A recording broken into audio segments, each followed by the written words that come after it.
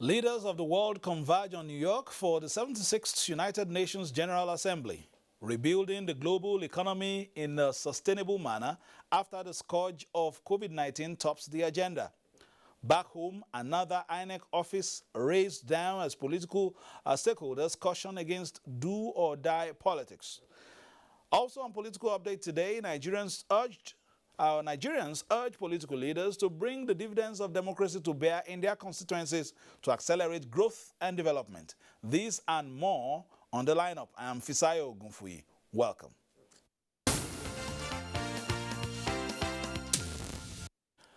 The 76th UN General Assembly is about to begin in a moment from now, today, which is Tuesday, with many world leaders in attendance. The world is focusing on the recovery of the global economy severely ravaged by COVID-19. Some African leaders are in New York with demands for their peculiar situations in the fight to bring the pandemic under control. Nigeria's President Muhammadu Buhari is in New York with his team to give the Nigerian report, as well as participate in debates which range from energy, food sufficiency, healthcare, and dialogues on racial justice and equality. The President convened a strategic meeting with his lieutenants, the Nigerian delegation, ahead of the UN Congress. Apart from the ministers on the President's delegation, the National Security Advisor and the Director General of the National Intelligence Agency, the meeting was also attended by Nigeria's permanent representative to the United Nations, Professor Muhammad Tijani Bande. It was an opportunity for the President to be brought up to speed on what to expect at the global event and compare notes on Nigeria's strategy towards achieving a successful outing. President Muhammadu Buhari will be addressing the largest gathering of the world leaders on Friday. So what we will see from this is Nigeria's vision, Mr. President's global vision, and then on key issues of priority. So, you know, things like the development, where we are with that, with climate change, with security, with women empowerment, what we're doing in support of that, and you know, good governance, anti-corruption, illicit, you know, financial flows, and restitution of funds. Then also reform of the United Nations itself and Nigeria's position on that. And also just to show the efforts that we are making in Nigeria, change the narrative. You know, we feel that the narrative is not always fair to Mr. President and to Nigeria, and to put forward also the fact of the challenges we're facing in our country, and the very honest attempt, and also very successful in many areas, to address all those national challenges that we're facing, so that the world can see that Nigeria is a responsible member of the global community and a leader in many ways. But before his address to the General Assembly, the President is expected to participate in some high-level meetings targeted at achieving food and sustainable energy for all. He is also scheduled to hold bilateral talks with a number of world leaders and heads of international development organizations. This is what I always talk about when I talk about Mr. President as one of the strongest brands that we have in Nigeria. A lot of leaders want to meet with him. And again, this is part of the Buhari doctrine of engagement and positive and constructive engagement with all countries. Nigerians from diverse backgrounds from across the United States staged a peaceful protest in New York against those fanning the embers of disunity and destabilization of the country. The group, under the auspices of One Nigeria Group, says it supports the Buhari administration in its efforts in achieving national unity, stability, and sustainable future for all. Nigeria, one Nigeria, stronger together, stronger together. One Nigeria, stronger together, stronger together. Nigerians, we are better off as a country, one country, and that is why we're here to show unity, to show love, to show strength in our diversity, and to preach stronger together. What are you trying to achieve at the end of the day?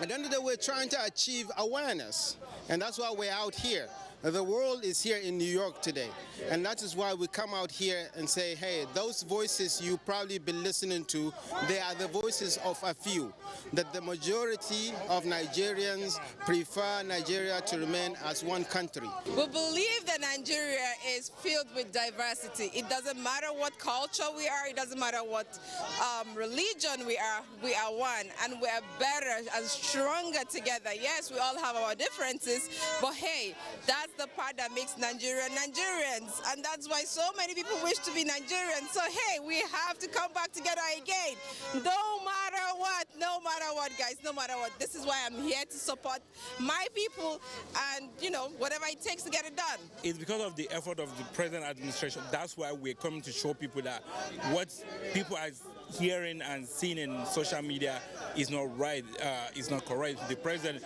is really trying to make sure he provides security and job for our people back home. Joining us is Honorable Samuel Igbo, representing the Kwano Umaya North, Umaya South Federal Constituency. Now, thank you very much for joining us. It's a two-part interview. Let's start from, what's happening at the world stage. Now, you have functioned, in diplomatic circles in the past. So what are your expectations from the 76th UN General Assembly, first from the African perspective, and then, of course, the United Nations seem to have been hit by a lot of international politics in the past few months? Well, first, thank you very much, Fisayo. From the African angle, I expect the African countries to really extract commitments from the global body, and then countries from what we refer to as developed countries or the first world or whatever. Because right now, the issue of vaccine is top on the agenda, and followed by climate change and related issues. And the devastation caused by COVID-19. Everyone is rebuilding to be able to overcome that and move into growth. So I expect the African countries to really present their positions, which of course I know President Muhammadu Buhari, GCFR, will lead the group and make specific demands. One, on vaccine equity, to ensure that we get this vaccine, protect ourselves. When you look at the statistics of what has gone on around the world, it is not in any way encouraging. A situation where in the United States and some other countries, they're talking about booster shots, mean a significant percentage of their population have already been taken care of, and they are now adding something to protect them. Whereas when you come to Africa, we have less than about 4% coverage. That's not fair. Some countries started with vaccine nationalism just to keep for themselves and not for anyone else. So I expect that the African countries, our leadership, that they'll be able to extract serious commitment from this, because it's an interconnected world.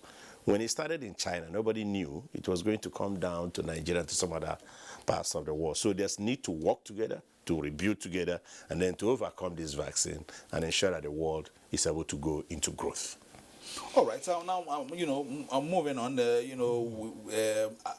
The different leaders will be speaking, of course, from the Paul Kagame, Rwanda, Akufo-Addo, all there, as well as Uhuru Kenyatta and all. But Nigeria, to a reasonable extent, has been commended over time for how we responded in batting down the arches against the ravages of COVID-19. Beyond that, what do you think we should be looking at in terms of the other conversation and dialogues to be going on in terms of energy? And of course, I know you are also very passionate about the issues of climate change and reforms that can make cascade down to the citizenry if we begin to look at that sector. Well, fine.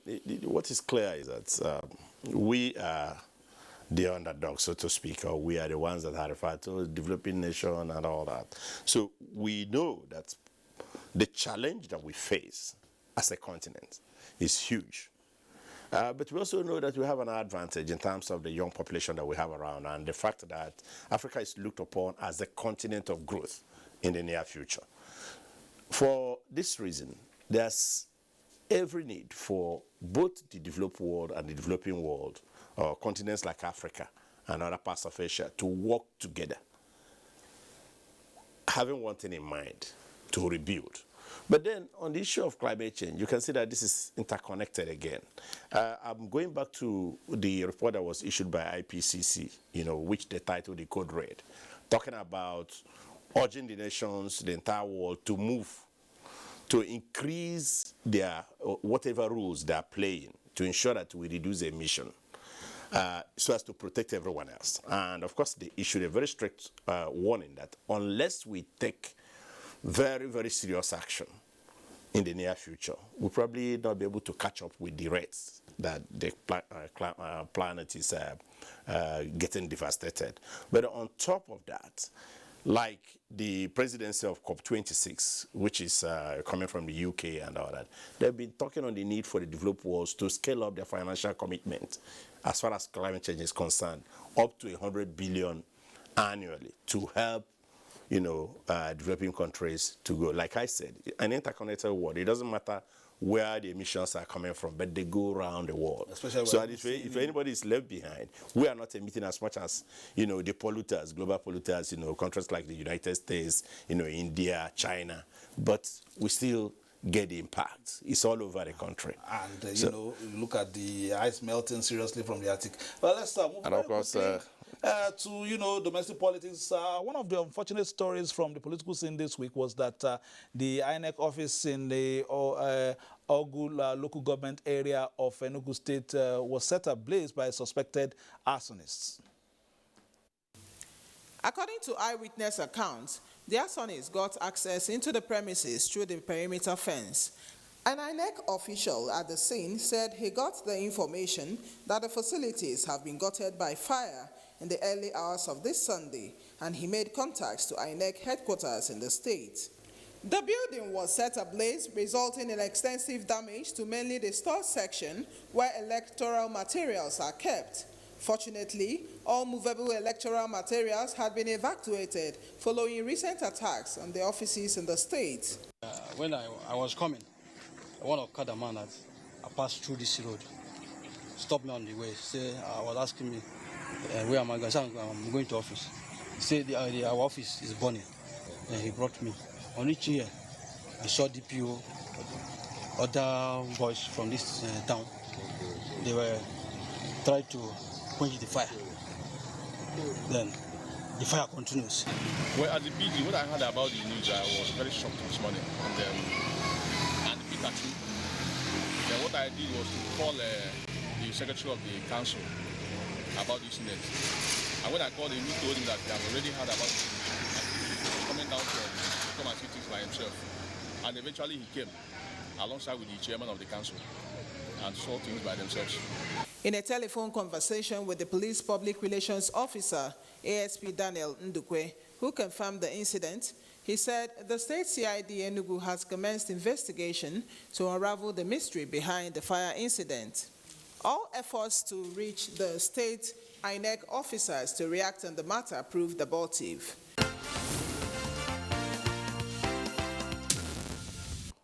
All right, just a short word on that. It's becoming a bit worrisome. We've seen attacks on INF facilities, and of course we have, obstacle elections. We have, some rescheduled elections. We, of course, the general elections in 2023. What does this mean? This new, recurring cases of attacks on INEC officers. Just in a few short words. Well, it's unfortunate. It's a bad omen. It's something that should be condemned, and it's something that we must work together to ensure that we prevent. We must prevent it from happening, because one thing is clear. INEC is a critical organization that is saddled with the responsibility of conducting periodic elections. And it is only through INEC that you say you are practicing democracy. If INEC is not there, then it becomes a fight of the jungle. And nobody wants to hear, martial music early in the morning. So as a critical organization that is saddled with this responsibility, we have a duty to protect INEC, to ensure that we protect the materials with which INEC works, and then that we, sensitize people to make them know that if you don't have INEC around, then you are not going to be practicing any democracy. All right, as we move very quickly to round up, let's begin, because we've had you on the program several, and we've been talking about the dividends of democracy and all that, and perhaps we use you also as a case study. We've been talking about projects in that area, especially because Nigerians at this time now need tangibles. So tell us a bit about some of the interventions in the past few months, and what has been the reaction from the citizenry. Oh, thank you very much, Fisayo. Well, like I've said here a number of times, we are grassroots people. We work with the women, we work with the youths. We're always home. For me, I can speak for myself. So during the recess, I was home, to participate in the August meeting of our women, which I've been doing since the year 2000, long before I joined politics.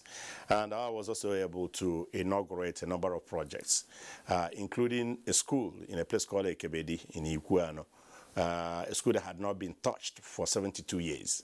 I was able to inaugurate a block of classrooms that I built there. And then I was also able to inaugurate so many other, projects, like the electricity projects, schools, water, and specifically, so that we can look at these deliverables. Electricity where?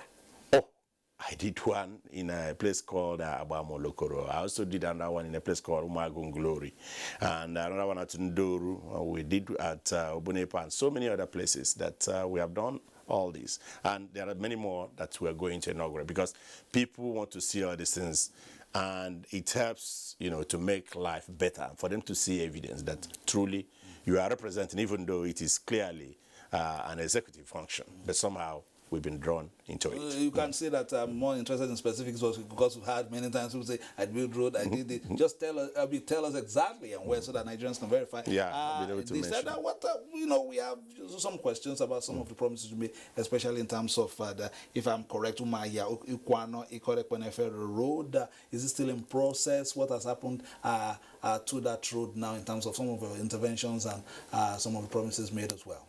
Well, that road was awarded. First I had to work with the Minister of Works and Housing to get a palliative job done when the road was totally impassable. That was between 2016 and 2017. And then subsequently, due to working together, I will not call it pressure, working together with the minister and so many other persons, the federal government was able to award the road to a construction company, for total rehabilitation and reconstruction. But somehow, maybe due to funding, the contractors have now left. And the concern that the people have is that, well, there's need for them to get funded, because part of what they're talking about is that they don't have enough funding. And it has cost a little bit of what was there to start eroding. So this is an area that I'm sure that the federal government will look into quickly and ensure that the contractors return back to site. Because one is that people are grateful that first, there's an effort to reconstruct that road after decades.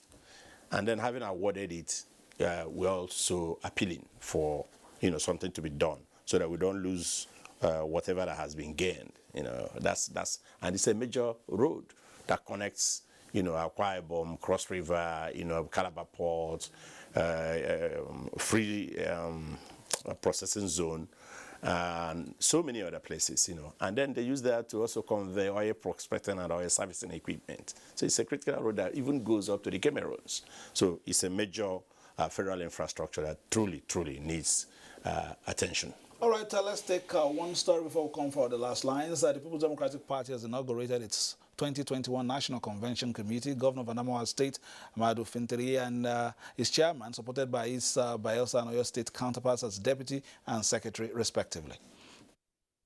I inaugurate the Convention Organizing Committee.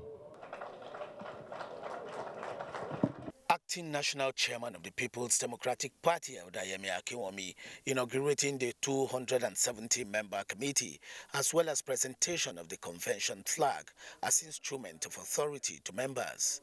He enjoined the committee members to close ranks and work together in organizing a successful national convention in October. All the critical organs of the party are represented in the main committee. So also the geographical zones and the states of the federation are equally well represented. Chairman of the National Convention Organizing Committee and Governor of Adamawa State, Amadou Fintiri, is confident that the convention will bring on board an extraordinary National Working Committee. He urged the Convention Zoning Committee, chaired by the Governor of Enugu State, Ifeanyi Ugwuanyi, to conclude its assignment within the next 1 week in order to allow the Organizing Committee to commence its assignment. And given the support of all the governors and everybody here, including those that are out there, that in support of this party, I know, by the grace of God, that we're going to have one of the best convention and one of the best national working committee. That is least to say that the present leadership we have in the party have not done well. They have done very well and extra well. Party leaders advised the committee members to discharge the responsibility given to them with high level of patriotism and dedication to the PDP. And the PDP Cross River State chapter says it remains strong. The State Congress saw the emergence of a new executive to run its affairs. Venetius Ikem is the state chairman. The People's Democratic Party, drawn from the 18 local government areas of Cross River State, Convention Calabar, to elect the new executive made up of 39 members. Stalwarts of the party say they are overwhelmed by what they describe as the unwavering support by the party's loyalists. Power to the people! Power to the people! 2023, I think, is definitely a PDP year. We are zealous about ensuring that the true values that characterize our people as a state are returned come 2023. We are going to change the narrative in this state in 2023. We believe that truth, justice, fairness, and transparency will propel our party to victory. I will work hard with you, with all of us, to bring reconciliation and reconstruction to this fight. Others expressed profound confidence in the capacity of the party to reposition itself in the state and in the country. We do not have a better option than PDP.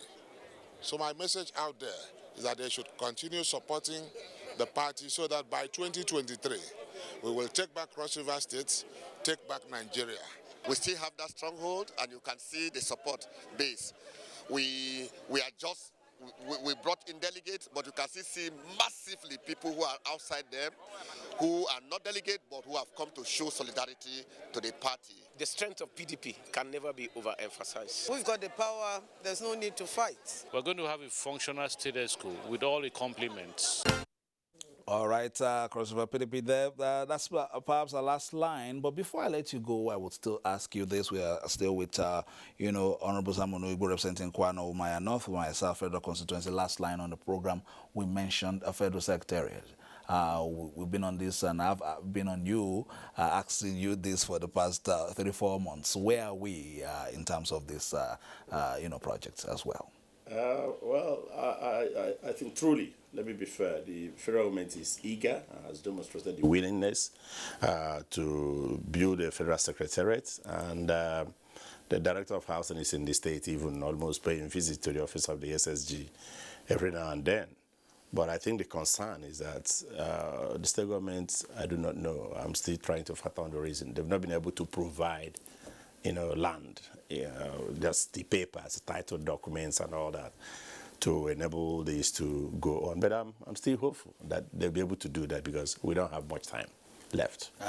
Not time left. Also, the program I would have wanted to ask you if it's, we'll talk about the realm of politics and development later on, perhaps if our opportunity, also if we have that opportunity. We've been here with the Honorable Samuel Igbo, who used to be a diplomat as well, and of course he represents the people of Ekwano, Umaya North and South in the House of Representatives. Many thanks for coming, and of course you for watching Political Updates and this eclectic ensemble where we give you the very best of political news, reviews, previews, and interviews. My name is Fisayo Ogufui, urging you to play your politics for the greater good.